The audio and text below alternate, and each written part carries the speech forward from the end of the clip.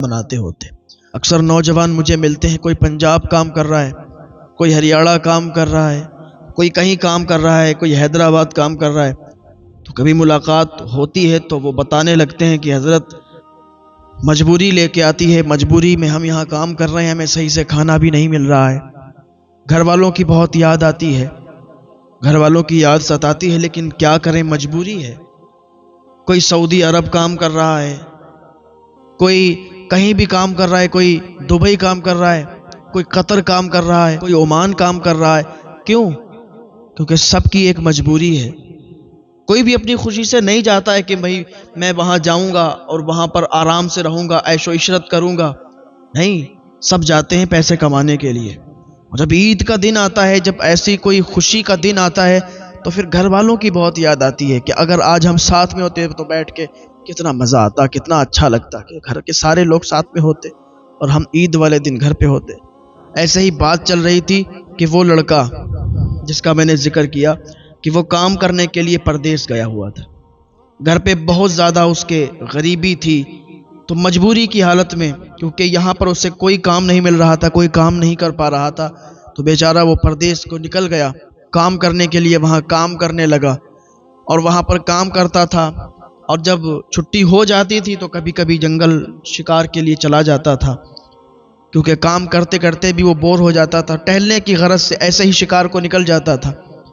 تو ایک دن وہ شکار پہ نکلا ہوا تھا، اس کی چھٹی جلدی ہو گئی، اسے ٹائم مل گیا، وہ شکار کے لیے چلا گیا.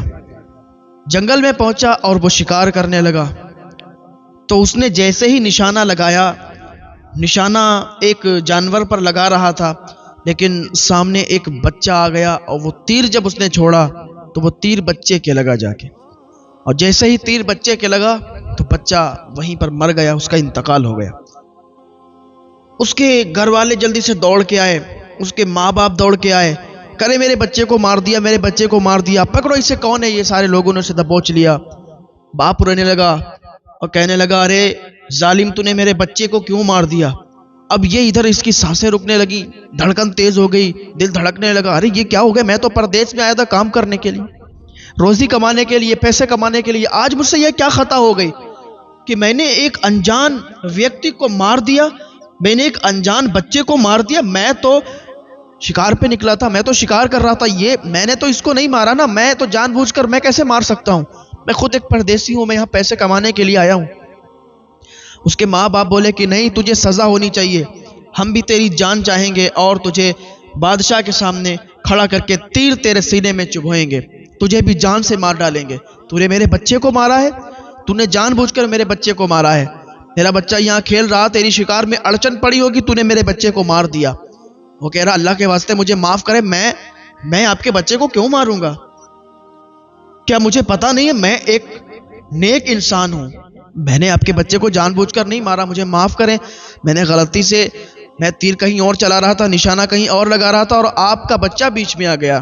اس کے باپ نے کہا، دیکھ میرا بیٹا یہ بڑی منتوں سے پیدا ہوا ہے، میرے بیٹے کو میں بہت مانتا ہوں، بہت چاہتا ہوں، اس لیے کہ میرا ایک ہی تنہا بیٹا تھا، میں اس سے بہت محبت کرتا ہوں، بڑی منتوں سے یہ مجھے ملا ہے، دل و جان سے اسے میں چاہتا ہوں.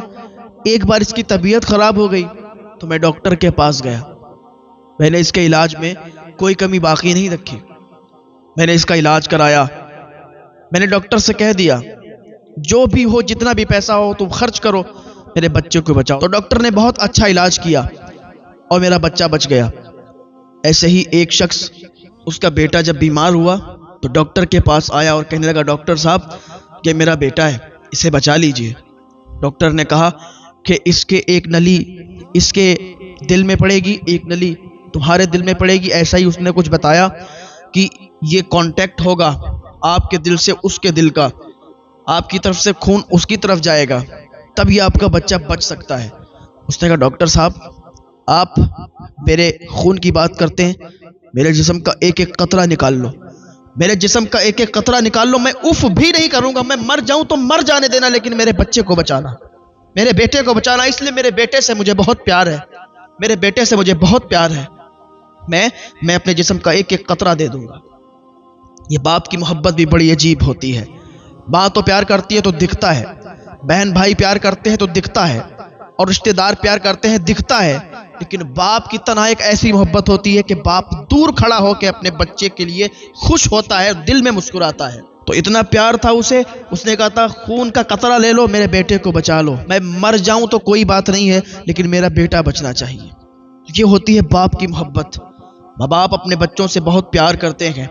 اب جب اس کا بیٹا مر گیا، اس کے تیر لگ گیا، تو الگ باپ بھی رو رہا تھا، اس کی ماں بھی رو رہی تھی، چیخ چیخ کر بلک رہے تھے۔ یہ نوجوان دور کھڑا، اسے بھی اپنے ماں باپ کی یاد آ گئی۔ ماں باپ کی یاد آئی کہ میں تو پردیس میں کام کرنے کے لیے آیا تھا، میرا ارادہ نہیں تھا کہ میں کسی کی جان لوں، میں کسی کے بچے کو ماروں، یا اللہ مجھ سے یہ کیا خطا ہو گئی۔ میرے ماں باپ سنیں گے میں تو پردیس میں، ان کے دل پر کیا گزرے گی کہ میرا بیٹا تو پردیس میں گیا تھا، اس کے ساتھ کیا حال ہوگا، میرا بیٹا پردیس میں ہے، نہ جانے اس پر کیسی گزر رہی ہوگی۔ میں ادھر اگر اتنا پریشان نہ بھی ہوں لیکن میرے ماں باپ بہت پریشان ہوں گے۔ ابھی عمرہ کرنے کے لیے کچھ لوگ گئے انڈیا سے، تو انہیں سعودی عرب میں پکڑ لیا گیا، کوئی کیس کو لے کر انہیں جیل میں ڈال دیا گیا، اور کافی سال کی انہیں سزائیں سنائی گئیں۔ ادھر سے وہ بیچارے گئے تھے عمرہ کرنے کے لیے، ادھر ان کے ساتھ کانڈ ہو گیا۔ ادھر ان کے ماں باپ سے پوچھو ان کے دل پر کیا گزر رہی ہے۔ ماں اپنے بچے سے کتنا پیار کرتی ہے، باپ اپنے بچے سے کتنا پیار کرتا ہے۔